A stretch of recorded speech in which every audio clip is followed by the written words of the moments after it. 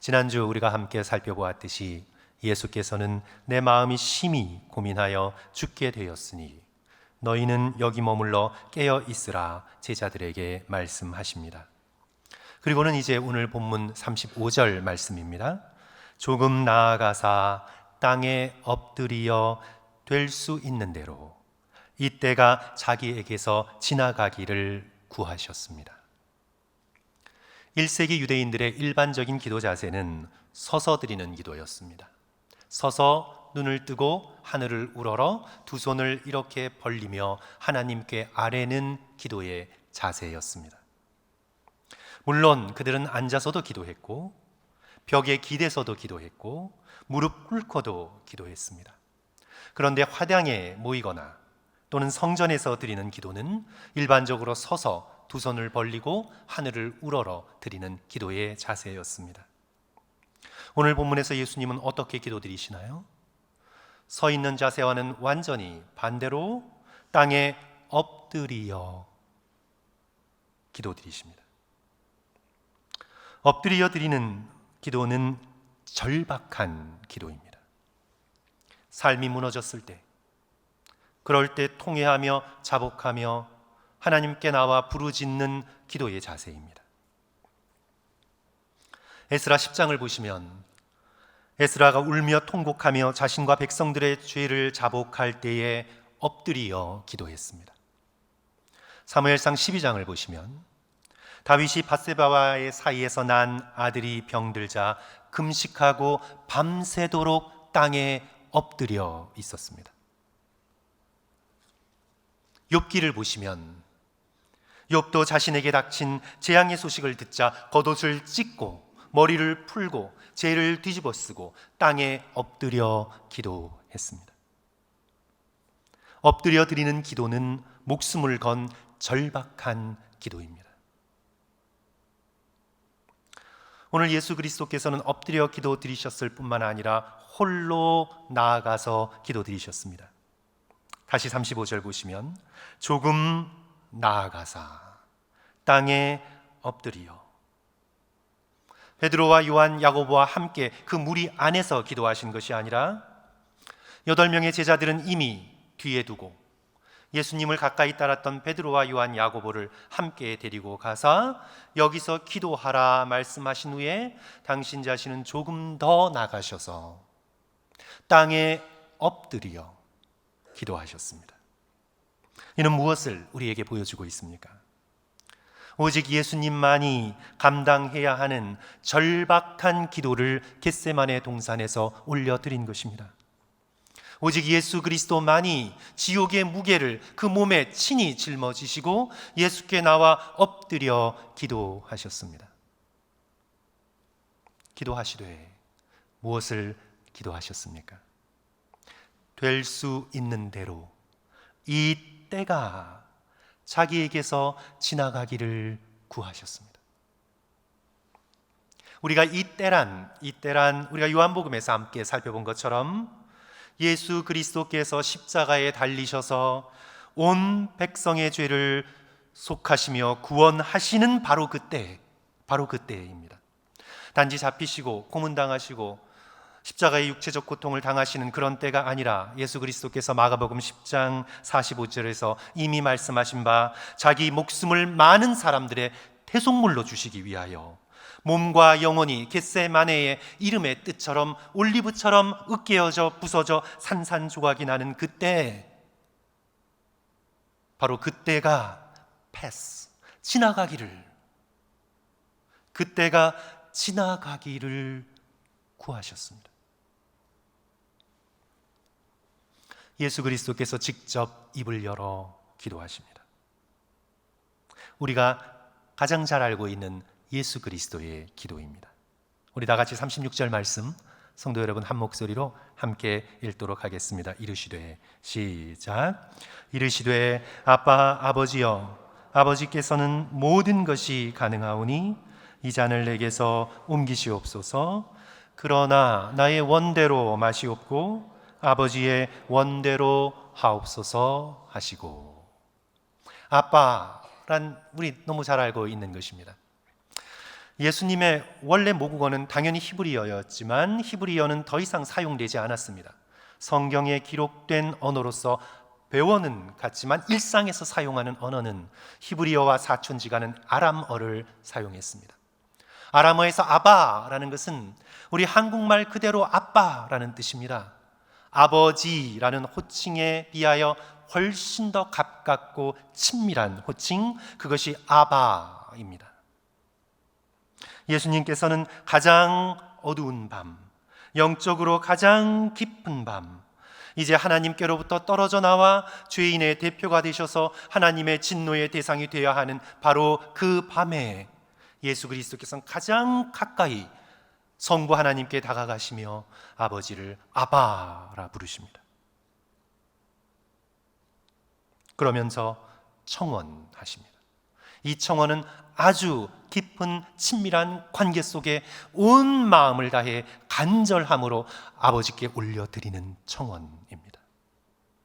아버지께는 모든 것이 가능하오니 이 잔을 내게서 옮겨 주시옵소서. 이 잔이란 어떤 잔입니까? 예수 그리스도께서 마셔야 하는 고난의 잔입니다. 구약에서 잔이라고 할 때 언제나 죄된 세상을 향해 쏟아 부으시는 하나님의 진노의 잔을 의미했습니다. 예레미야 21장 17절 이하를 보시면 내가 여호와의 손에서, 나는 여기서 선지자죠, 내가 여호와의 손에서 그 잔을 받아서 여호와께서 나를 보내신 바 그 모든 나라로 마시게 하되, 이 잔이 어떤 잔입니까? 27절 후반부에 나와 있습니다. 내가 너희 가운데 보내는 칼 앞에서 마시며 취하여 토하고 엎드려져 다시는 일어나지 말아라 하셨느니라. 하나님께서 선지자에게 진노의 잔을 주셔서 이 잔을 칼 앞에서 마시면 어떻게 됩니까? 취하여 토하게 되고 엎드려져 다시는 일어나지 못하게 될 하나님의 진노의 잔이 죄된 백성들에게 주어졌습니다. 이사야 51장 22절에도 내가 비틀거림을 치게 하는 잔, 곧 나의 분노의 큰 잔, the goblet of my wrath, 나의 진노의 큰 대접, 큰 잔. 그래서 예수 그리스도의 지금 마셔야 하는 이 잔은 하나님의 진노의 잔입니다. 오늘 21세기를 사는 현대인들은 하나님의 진노하면 괴로워합니다. 하나님은 사랑의 하나님이시지 어떻게 진노의 하나님이신가? 사랑과 하나님의 분노, 하나님의 진노를 서로 대립되는 것으로 파악을 합니다. 그러나 성도 여러분, 우리의 일상의 삶 속에서 우리가 이미 경험하고 있지 않습니까? 내가 어떤 대상을 깊이 사랑하면 할수록 그 사랑하는 대상에게 가해지는 위해를 볼 때 우리는 분노하게 됩니다. 내가 사랑하고 아끼는 대상을 향해 위해가 가해지는데도 내가 분노하지 않고 허허 웃을 수 있다면 그것은 사랑이 아니지요. 사랑은 깊으면 깊을수록, 대상이 소중하면 소중할수록 그 대상에게 가해지는 위해 때문에 더 아파하고 더 분노하고 더 진노하게 되는 것이 우리의 삶 속의 원리입니다. 사랑과 진노는 결코 대립되는 것이 아닙니다. 오히려 무관심이 대립되는 것이지 사랑과 진노는 함께 갑니다. 오래전 제가 아이를 키우던 때가 생각나는데요, 이런 말을 하면 제 아내가 비웃습니다. 제가 아이를 키우지 않았다고. 저는 그냥 자는 아이를 귀여워했지 깨있는 아이는 부담스러워했어요. 그래서 아이는 제 아내가 키웠는데 어쨌든 아이를 키우면서 제가 기억이, 이 말씀을 준비하면서 기억나는 때가 있는데, 제 딸아이가 2살 때쯤인가요, 아파트 놀이터에서 이제 처음으로 미끄럼을 한번 타보려고 이제 그 가파른 계단을 올라 미끄럼틀 앞에 딱 서 있었습니다. 내려가야 하는데 무서웠나 봐요. 잠시 멈칫하는 사이에 뒤에서 빨리 가라고 그냥 밀어버린 거예요, 아이를. 그래서 아이가 거기서 댕굴댕굴 굴러서 바닥으로 떨어졌습니다. 입에서 피가 나고 얼굴이 전부 피로 물들었습니다. 나중에 그냥 입술이 이렇게 얼굴 반은 차지하게 됐어요. 그 순간을 바라보면서 저는 놀람과 함께 뒤에서 민 아이에게 순간적인 분노를 느꼈습니다. 제가 뭔가 문제가 있는 건가요? 그리고 당연히 놀이터에서 있을 수 있는 일이라 마음을 정돈하고 수습은 했지만 순간적으로 분노를 느꼈습니다. 제가 할렐루야 허허 할 수는 없지 않습니까, 성도 여러분? 제가 그때는 아직 목사가 아니어서 그 정도까지의 영성은 갖추지 못했어요. 소중히 여기는 대상에게 위해가 가해졌을 때 당연히 분노하게 돼 있습니다. 물론 그 분노는 컨트롤돼야 하고 더 큰 사랑과 치유를 향해 나가야 하는 그런 의로운 분노여야겠지만, 우리에게 사랑하는 대상을 향한 그런 위해가 가해졌을 때의 분노는 너무나 당연한 것입니다. 만약 그 정도가 더 심하다면 작년인가요? 한국의 학교에서의 집단 괴롭힘을 다룬 넷플릭스의 드라마 더 글로리에서처럼 내 자녀가 학교에서 친구들에게 그런 집단적 괴롭힘을 지속해서 당했다면, 그것을 알았다면 부모는 분노를 참기 어렵습니다. 지금 우리 정도의 양심으로도 하마스가 비무장한 민간인들을 죽이고 납치하는 장면을 보기만 해도 분노가 치밀어 오릅니다. 끌려가는 저가 만약 내 가족이었다면 생각만 해도 우리는 몸서리칩니다. 이스라엘의 보복으로 수많은 어린 아이들이 죽어가는 그 참혹한 장면을 우리 정도의 양심을 가지고도 눈뜨고 화가 나서 차마 뉴스를 틀기가 어렵습니다. 수만 마일 떨어져 있는 우리의 마음으로도 지금 가자 지구에서 벌어지고 있는 일들을 참아내기가 괴롭습니다.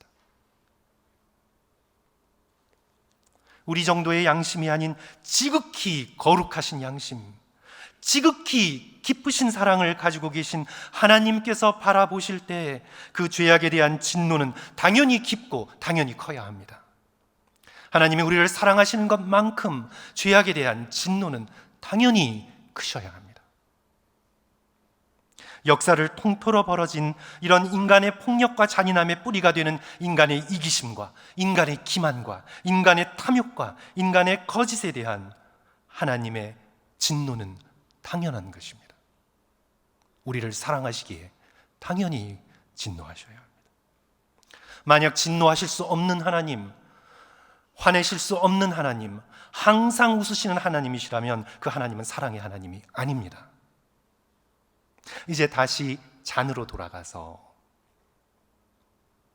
제가 이 잔을 생각할 때, 예수 그리스도의 겟세마네 동산에서의 그리스도께서 마셔야 하는 잔을 생각할 때 제가 즐겨 상상하는 비유입니다. 성도 여러분, 이제 이 잔을 들고, 물론 예수님이 마신 잔은 이 잔과 다른 모양의 잔입니다.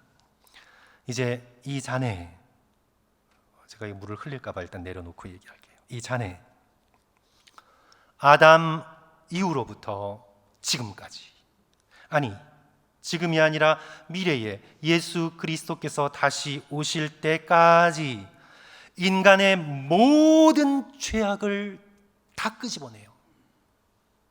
그것을 농축하고 농축하고 농축하고 농축해서, 홍삼 농축액 드셔보신 분 계시잖아요. 까맣잖아요. 그거보다 더 농축하고 농축하고 농축해서 수천만 배, 수억만 배 농축해서, 아니 저와 여러분의 몸에 배어있는, 영혼에 배어있는 그 모든 죄들을 다 뽑아내요. 아담부터 예수님의 다시 오신 날까지 그 모든 죄를 농축하여 이 잔에 담았다고 상상해 보십시오. 얼마나 까말까요? 얼마나 진할까요? 그 죄를 향한 하나님의 역겨움, 그 죄를 향한 하나님의 구토, 그 죄를 향한 하나님의 진노. 예수 그리스도께서는 이제 죄인의 대표가 되셔서 진짜 죄인인 우리를 형벌에서 풀어주시기 위하여 이제 예수 그리스도께서는 그 잔을 마셔야 합니다. 죄를 조금도 알지 못하시는 분께서, 죄의 원자 하나도 알지 못하시는 분께서 이제 죄인의 대표가 되셔서 이 진노의 잔을 끝까지 전부 다 마셔야 합니다. 당연히 예수 그리스도께서는 아버지 앞에 나와 이렇게 기도하실 수밖에 없었습니다. 아버지, 이 길밖에 없는 것입니까? 다른 길은 없는 것입니까? 아버지께는 모든 것이 가능하오니 이 잔을 내게서 옮겨 주시옵소서.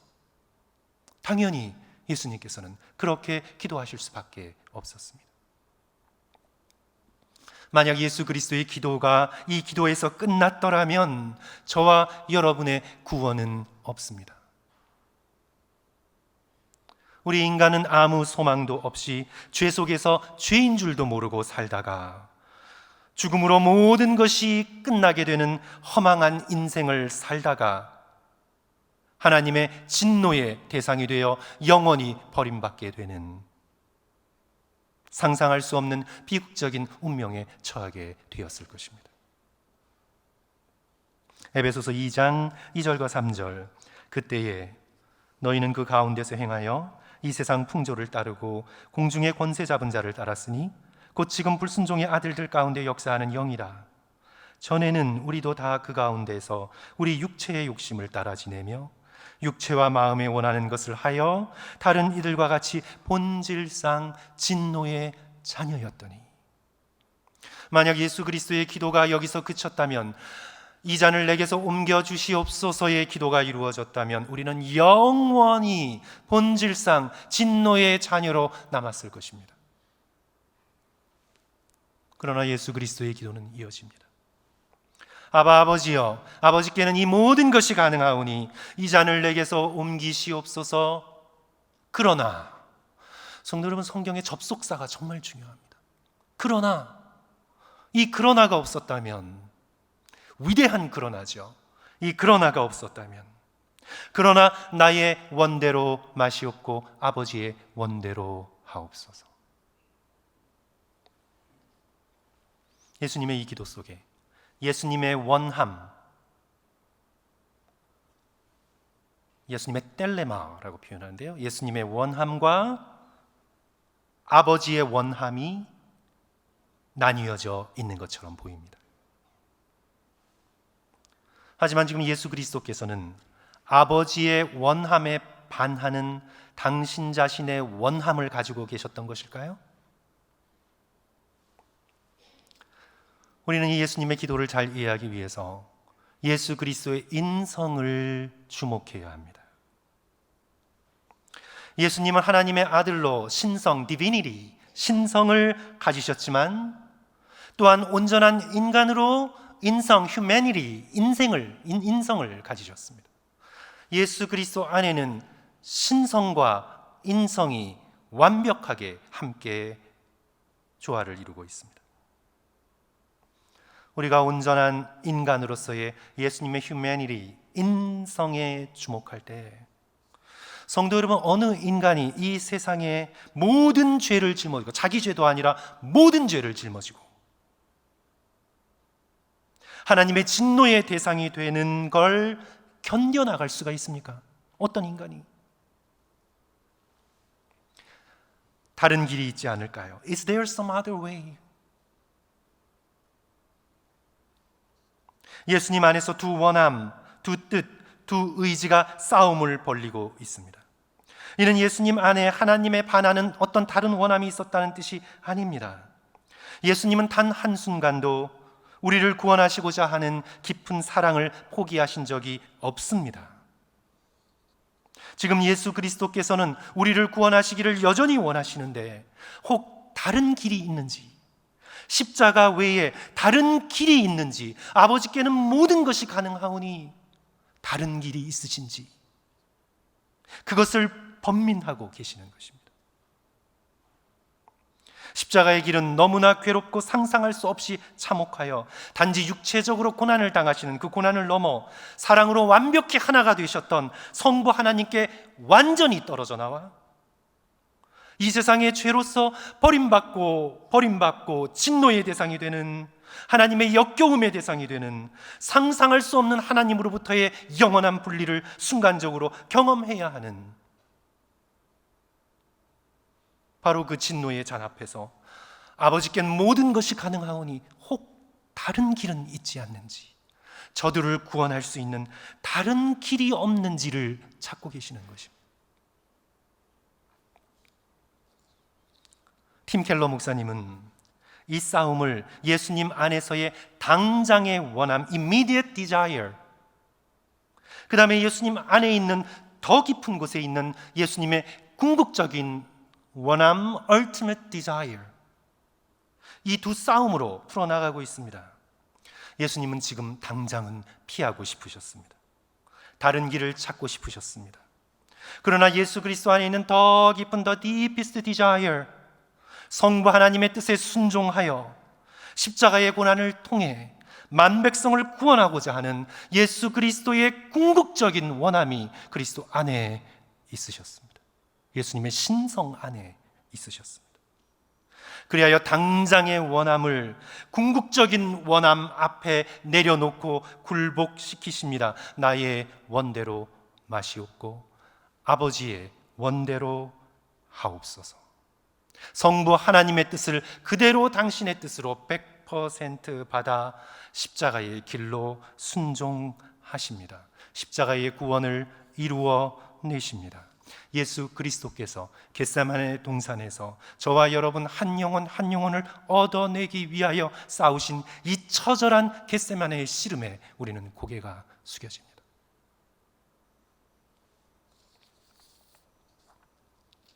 사랑하는 성도 여러분, 우리의 인생 속에서도 겟세마네의 동산은 예수님께만 있는 것이 아닙니다. 예수님을 따르는 우리 모두의 인생 속에서 나의 당장의 원함을 하나님의 뜻을 따르고자 하는 궁극적인 원함에 굴복시켜야 하는 겟세마네의 씨름이, 우리 나름대로의 작은 겟세마네의 씨름이 있습니다. 창세기의 요셉을 보십시오.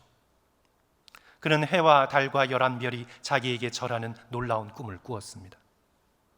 자기의 곡식단은 일어서고 형들의 곡식단이 고개 숙이는 것을 꿈꿨습니다. 이제 그 꿈을 꾼 요셉의 당장의 원함은 그 꿈대로 아버지가 지어준 채색 옷을 입고 으쓱거리며 형들 앞에서 잘난 체 하는 삶을 사는 것이 그의 immediate desire, 당장의 원함이었습니다. 그러나 그 꿈이 산산조각나죠. 채색 옷이 벗겨지고 형들에게 살해당할 절박한 위기 가운데 놓입니다. 결국은 노예로 애굽에 팔려가게 됩니다.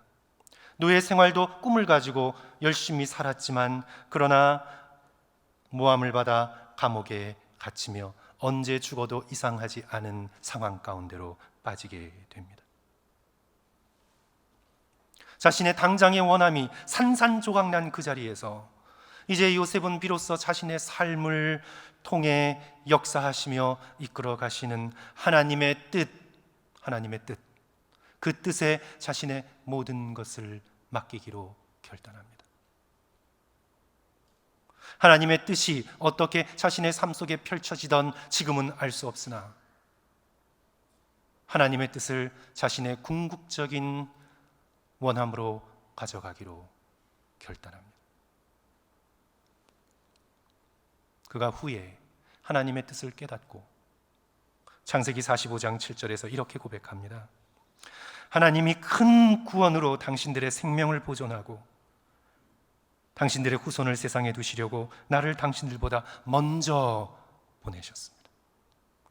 자신의 당장의 꿈과 비교할 수 없는 더 큰 하나님의 계획이 있었습니다. 그리하여 인생이란 자신의 당장의 꿈을 주님 앞에 내어놓고 하나님의 거대한 꿈, 하나님의 계획을 무조건적으로 받아들이고 순종하는 것임을 그가 비로소 깨닫게 됩니다. 다니엘의 세 친구들도 성도 여러분 기억해 보십시오. 눈앞에 뜨거운 풀무불을 피하고 싶은 것이 살아있는 모든 생명의 당장의 원함이었습니다. 그 누가 풀무불에 들어가 타 죽고 싶겠습니까? 그 젊은 사람들이 누가 그렇게 하고 싶겠습니까? 하지만 그들은 하나님을 온전히 섬기고자 하는 자신의 궁극적인 원함 앞에 자신의 당장의 꿈들을 포기했습니다. 이글거리는 풀무불 속으로 믿음으로 들어갑니다. 성도 여러분, 에스더도 생각해 보십시오. 그의 당장의 원함은 자신이 유대인임을 숨긴 채 왕비로서 편안한 궁궐에 남아 있는 것이었습니다. 그러나 그 당장의 원함을 하나님의 백성, 동족을 구원하는 일에 굴복시킵니다. 죽으면 죽으리이다. 동족을 살리는 것을 자신의 deepest desire, 궁극적인 원함으로 삼습니다. 성도 여러분, 이 과정은 결코 쉽지 않습니다. 에스더에게는 3일 밤낮을 먹지 못하고 목숨을 걸고 기도하는 금식의 기도로 나타났습니다. 나의 당장의 디자이어를 하나님의 궁극적인 뜻에 굴복시키는 것은 땀방울이 변하여 핏방울이 되는 것 같은 그런 고통을 통과해야 하는 씨름입니다. 겟세마네 고난을 이겨내야 하는 씨름입니다. 그러나 결국에는 우리가 상상하지 못했던 놀라운 구원의 기쁨으로 이어지는 그런 놀라운 은혜의 순간이 되는 것입니다.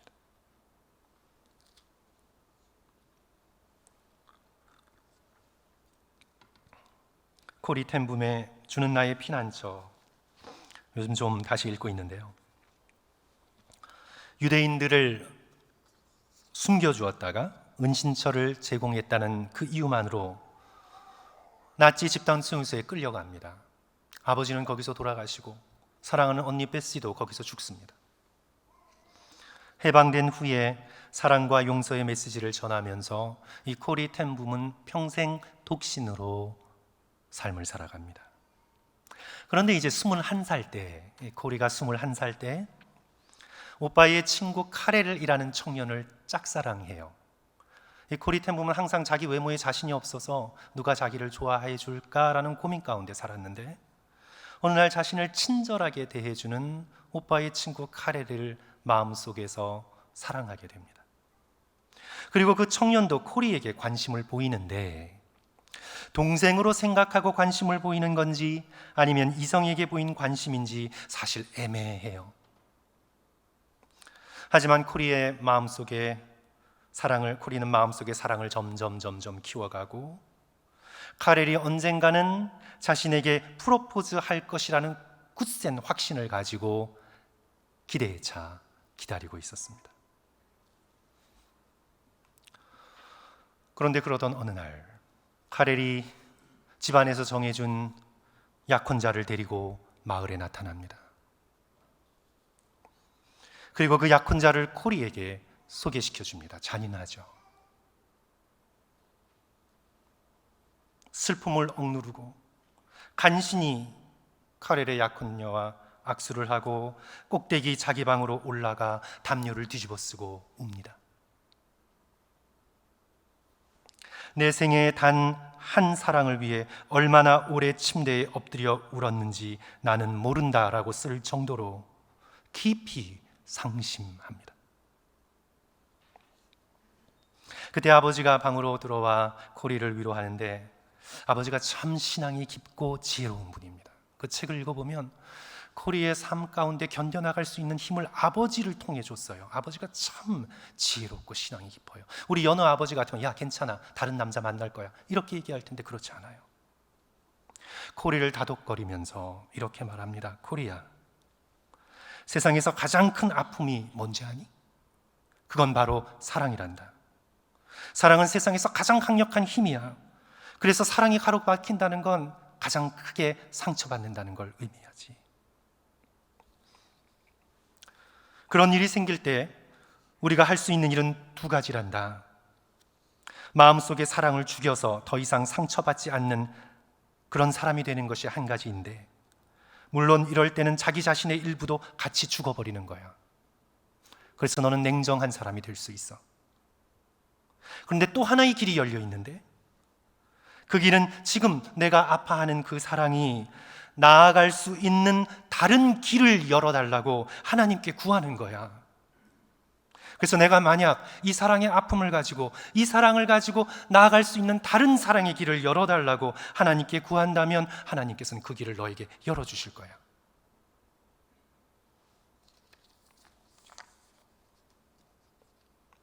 계단을 내려가는 아버지의 발소리를 들으면서도 나는 몰랐다.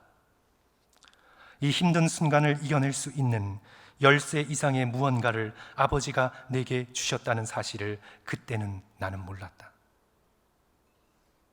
그때 내가 할 일은 카렐에 대한 나의 감정을 포기하는 것이었다. 그 감정과 함께 생겨난 기쁨이나 경의는 제외하고 말이다. 바로 그 시간 침대에 누워 나는 엄청난 기도를 했다. 주님, 카렐을 사랑했던 것처럼 주님을 사랑하겠습니다.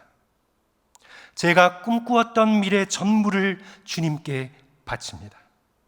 오 주님, 나의 모든 것을 주님께 드립니다. 사랑하는 성도 여러분, 우리는 인생을 살아가면서 그것이 지금이든 아니면 어느 때든 반드시 이런 엄청난 기도를 해야만 할 때가 다가올 것입니다. 우리가 신앙생활하며 우리의 원함대로 우리의 삶이 이루어지기를, 우리는 우리의 삶의 순간순간마다 하나님께 이것을 이루어 주시고 이렇게 해 주시고, 우리의 가정 속에 나의 삶 속에 주께서 이런 길을 인도하시고, 나의 원함을 바탕으로 하나님께 올려들었던 수많은 기도들을 접고, 우리는 우리의 인생의 어느 순간에 코리가 21살 때 올렸던 이 엄청난 기도, 겟세마네 동산에서 예수 그리스도께서 올리셨던 이 기도를 우리는 올려야 할 때가 반드시 옵니다. 모든 것을 주님의 손에 맡겨드리는 이 엄청난 기도, 사랑하는 성도 여러분, 지금 우리의 삶의 자리에서 드릴 수 있기를 주님의 이름으로 간절히 축원합니다.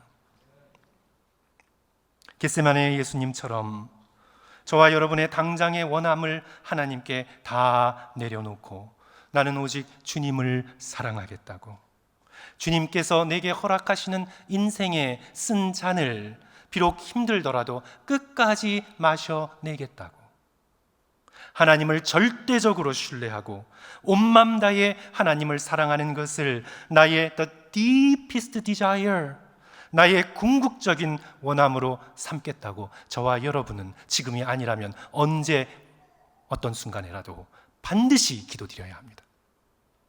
반드시.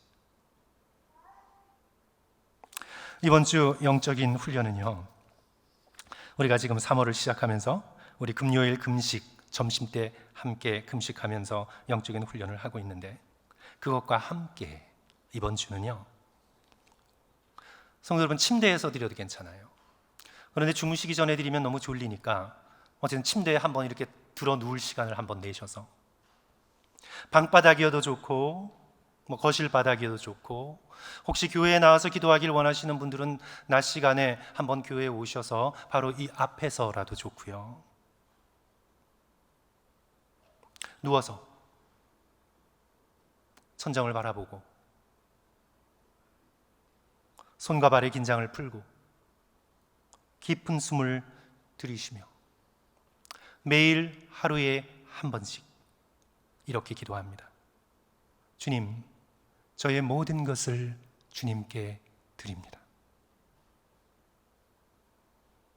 내가 붙들고 있던 모든 집착과 염려와 걱정과 모든 것을 주님께 드립니다. 저의 몸과 마음을 주님께 드립니다. 저의 생명을 주님께 드립니다. 저를 지극히 사랑하는 주님께 저의 과거, 현재, 미래의 모든 것을 다 드립니다. 무엇이든지 나의 원대로 마옵시고 주의 원대로 하옵소서.